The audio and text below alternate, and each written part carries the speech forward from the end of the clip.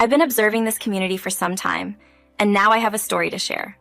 I'm a 36-year-old mother of two, residing in Florida with my husband and our children, Lisa and Brian.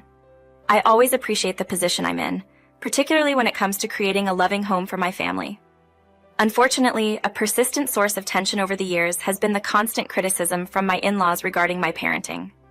My mother-in-law, Christina, and father-in-law, Richard, both in their late 70s, hold traditional views on parenting. They believe I'm too lenient with my kids and lack sufficient discipline. Their unsolicited advice on child rearing makes me feel like I'm not doing a good job, and it's become increasingly irritating. They often comment on my children's diet, expressing concerns about sugar consumption and predicting dire consequences. Their comments range from predicting dental issues to speculating about future hyperactivity due to sugar intake. Despite my assurance that my kids eat a balanced diet, the critiques persist. When faced with these criticisms, I found it challenging to address the issue directly, given that they are my in-laws. My silence, however, allowed their constant nitpicking to erode my resolve gradually. I felt increasingly overwhelmed, with their calls even serving as reminders of my perceived inadequacies as a mother. I confided in my understanding husband, sharing the toll these interactions were taking on my well-being. However, my struggle to confront my in-laws about their behavior meant that I silently endured their constant disapproval, feeling my sanity slip away with each passing day. However, I found myself in a state of helplessness, torn between acknowledging the challenges and recognizing that they were, after all, his parents. When I approached him formally regarding his parents' antics, it brought forth a new set of problems. I find myself needing more support, as it appears I'm the sole advocate for my beliefs while you remain passive. I understand that my parents can be bothersome, but it's part of the grandparents' role to engage in such behavior. You seem hesitant to confront them, claiming it's not true, but deep down you're afraid to admit your reluctance to go against your parents for the well-being of our family. You're delusional. The truth is you're afraid. What if I occasionally agree with them? Sometimes they do go overboard with screen time, but before having kids, we agreed to limit it, even considering eliminating TVs and accessible devices. Now it seems that's all they use. If you feel they have too much screen time, only 5 times a week, totaling 9 hours, why don't you communicate with me about it?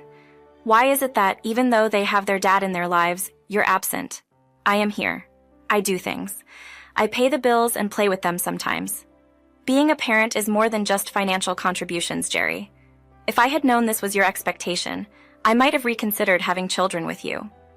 It's about remembering birthdays and sports events, reading them stories before bed and caring for them when they're sick or upset, things you consistently forget and neglect. I find myself shouldering the majority of responsibilities, and it's unjust that you persist in disrespecting me in our home. I know I'm a good father, but your selfishness prevents you from recognizing that. Our disagreements have been ongoing, and it's evident that we struggle to see eye to eye. Following our recent argument, tension lingered between us, only intensifying with subsequent events. As previously mentioned, I became increasingly fatigued by persistent belittling and micromanaging, behaviors that inevitably push individuals to their limits. One afternoon, I reached a breaking point when Christina and Richard unexpectedly visited, taking the opportunity to criticize my parenting and mothering skills. "Sweetheart, are you certain the kids should be playing outside at this time? They might get sunburned. It's quite hot." "They have sunscreen, Christina, and it's just for a brief period, around 32 minutes, before their evening activities. Nevertheless, I find the constant criticism rather disheartening. Why do you always insist on being an inadequate mother? We're just trying to offer assistance, Ashley. I appreciate the concern, but I have everything under control. If I require advice, I'll seek it out." "Christina, I was mentioning that I don't appreciate her tone. It's consistently sharp." "I'm sorry you feel that way. It's a boundary I've communicated, and it appears you're offended." "Of course we're offended. How can you treat us like this? We came over because we missed you and the kids, and this is how you speak to us." "No, you came here because you were bored and wanted to belittle and micromanage my parenting skills." "What? That's absurd. Did you hit your head or something? How could you even think that?" "Wait until Jerry returns home from work. You'll regret speaking to us in such a manner. We're only trying to assist you. I take pride in my role as a mother, and it's disheartening that you fail to acknowledge my efforts. It seems both of you are speaking from a place of privilege. You only became parents to Jerry when he was 15, never having experienced the challenges of raising children under the age of 15. Lisa and Brian, at 11 and 12, present their own set of difficulties. Therefore, I don't believe either of you is qualified to dictate how I should effectively parent. Surprisingly, I recently managed to surprise Lisa and Brian. But my moment of triumph was short-lived. Self-righteous individuals always find something to criticize, even when it lacks substance. The argument persisted.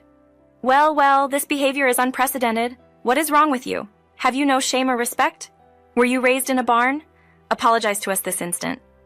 Contrary to your expectations, I adhere to the belief that apologies should only be given when genuinely warranted. Unfortunately for both of you, I feel no remorse for my words because they were undeniably true. You may be further surprised to learn that I instill these same principles in Lisa and Brian. Their gasps resembled a scene from a soap opera.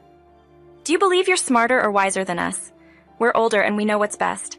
Let me call Jerry right now. Go ahead and call him. I don't care if it's 3 against 1, I know I'm right. You seem incapable of admitting your faults. It won't harm you to say I was wrong, Ashley, and I'm sorry. Apologize to you? For what? For being terrible grandparents and in-laws? Absurd. If you think this is absurd, just wait and see. As I exited the room to collect my emotions, I couldn't help but contemplate the situation. I realized that mere words wouldn't convince them to step down from their high horse. They needed a tangible experience to bring them back to reality. As I anxiously paced, keeping an eye on my children through the window, it suddenly struck me. I swiftly returned to the dining table, where Christina and Richard appeared ready to depart. Where do you think you're headed, both of you? Home, perhaps? It seems our guidance and assistance have fallen on deaf ears. Therefore, we've chosen to relocate our privilege elsewhere. Thank you. Oh no, you two aren't making a move. You're staying right here. I'll step back and let you assume the parental roles you've neglected but are now eager to instill in Lisa and Brian. What? Maybe it's high time I embrace civility, considering my barn upbringing. I didn't mean that, Ashley. We were just caught up in the heat of the moment. So it seems you're ready to embrace refined manners now. Please, make yourselves at home and take on the role of the exemplary grandparents for your grandchildren. But we're without our clothes and toiletries. No need to fret. I'll give Jerry a call and have him drop by your place. He can bring your belongings if necessary. You can also pick up toiletries at the grocery store. Let's head there now, and we can bring the kids along, demonstrating how well-behaved and angelic they can be in grocery stores. All of that won't be necessary. Come on, kids. We're going to the store. Upon hearing the word store, they eagerly darted inside, covered in dirt and dust, their smiles spreading from ear to ear. Any mother could discern that behind those smiles lay a mischievous plan to wreak havoc in the store. Unfortunately for Christina and Richard, they remained unaware of what awaited them. As we arrived at the store, I decided to declare, Lisa, Brian, Christina, and Pop Pop are going to play a game with you, okay? They will assume the roles of your parents temporarily. Right now, I need you to accompany them inside the store and act as if they are your actual parents. The children eagerly nodded, anticipating the promised chaos and excitement, and hurried into the store. Are you sure about this? One of them questioned. Oh, I'm positive. Go ahead, pick out what you need. Jerry should be home soon, and everything will be ready for a delightful evening of parenting during our sleepover. Okay, whatever, replied one of the kids dismissively. Christina, considering it just a trip to the grocery store, commented, how hard could it be? However, what was supposed to be a quick task ended up taking nearly an hour. The kids emerged from the store laden with snacks and toys, while Christina and Richard, trailing behind, looked visibly fatigued, as if they had aged 25 years. I chuckled to myself at the scene. What happened, guys? Why all the toys? I inquired. They wouldn't stop screaming for them, causing a scene, so we had to give in and get them whatever they wanted just to make them quiet, explained Christina. You get used to that. But where are your things? I asked. Oh shoot, we forgot those. We were so overwhelmed with the kids that we completely forgot, Christina admitted. Huh, interesting. I'll go back and get the necessary items. Please keep them entertained, Richard said, excusing himself. Richard managed to retrieve the needed toiletries, and we finally made our way home. Jerry greeted us with a worried expression. Why are my parents staying the night? He questioned. Lisa, Brian, go play with your toys and get ready for bath time while Mommy talks to your new parents. You'll be getting an extra parent tonight.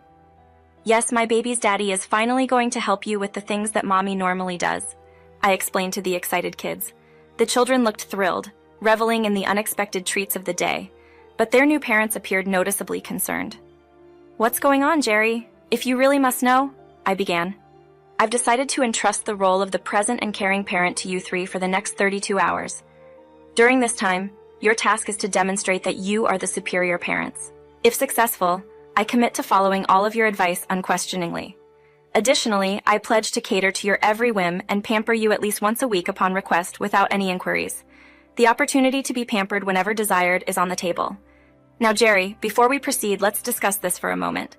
Oh, come on, Christina, are you still affected by the incident at the store earlier? It was just a fluke, a momentary lapse. We can handle this. After all, it's 3 against 1, and success is inevitable.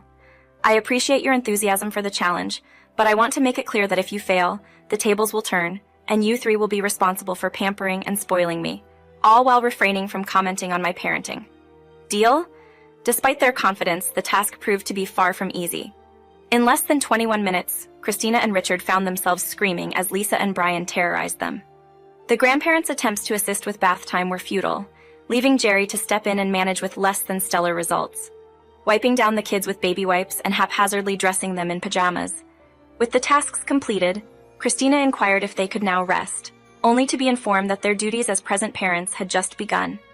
They were now tasked with entertaining the children with educational content, preparing dinner, feeding the kids, helping with homework, playing with them, reading bedtime stories, and managing their morning routine.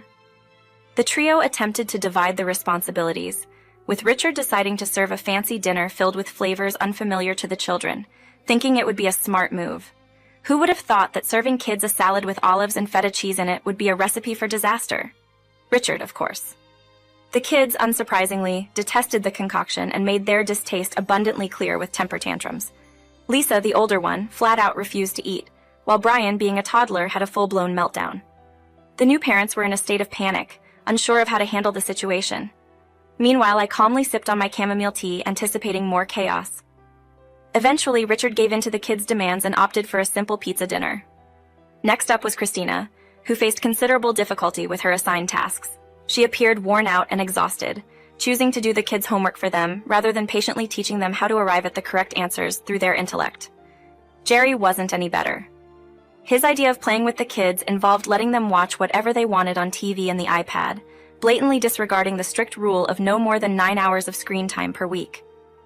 Despite having already exceeded their weekly limit, Jerry couldn't be bothered to be a more present parent, justifying his actions with questionable logic.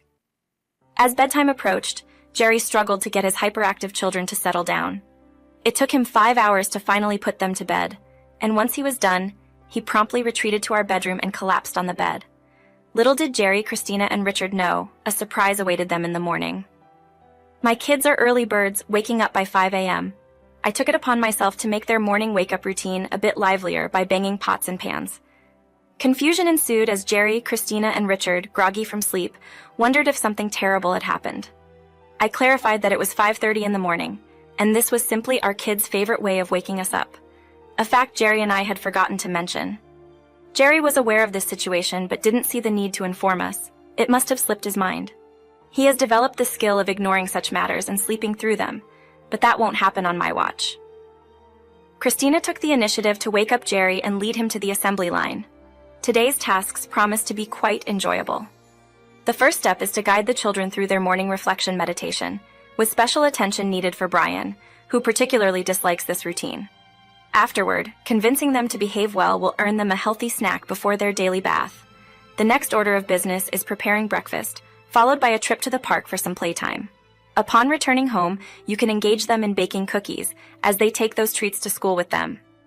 Following these activities, the responsibilities continue with preparing their lunch and tidying up their rooms and bathrooms. Once those are completed, the living room needs attention. However, the overwhelming nature of these tasks prompts one individual to admit defeat, acknowledging that they were wrong in their earlier judgments. Despite the desire to quit, it's made clear that parenting doesn't work that way. Ashley asserts that they must continue, leading to complaints from the exhausted participants. Ashley points out that their criticism of her parenting skills doesn't hold weight when they collectively fail to endure a mere 30 hours of active parenting. The day concludes with 3 disgruntled individuals reluctantly accepting defeat and pampering Ashley throughout the weekend, bringing a sense of revenge and satisfaction.